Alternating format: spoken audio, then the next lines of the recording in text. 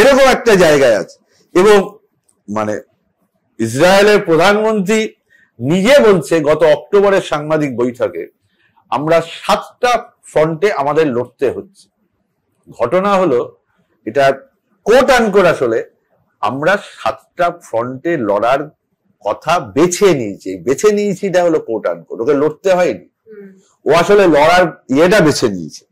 আমি তোমায় বলি যে এই যে 7টা ফ্রন্ট, গাজায় হামাস, লেবাননে হিজবুল্লাহ, ইয়েমেনে বিদ্রোহী গোষ্ঠী হুতি, সিরিয়ার উগ্রপন্থী গোষ্ঠী, ইরাকে শিয়া উগ্রপন্থী, ওয়েস্ট ব্যাংকে প্যালেস্তিনীয় যোদ্ধারা এবং ইরান। তাহলে ও চাইছে একটা গ্রেটার ইসরায়েল, একটা বৃহত্তর ইসরায়েল, এইটা ওর লক্ষ্য।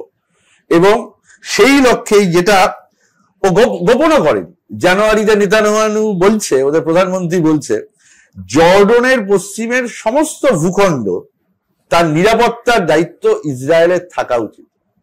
থেমে বলছে, একটু থেমে, যে আমি যদি নির্দিষ্ট করে বলতে চাই, তাহলে সমুদ্র আর জর্ডন, তার মধ্যে গোটা ভূখণ্ড কেবলই থাকবে ইসরায়েলের সার্বভৌম।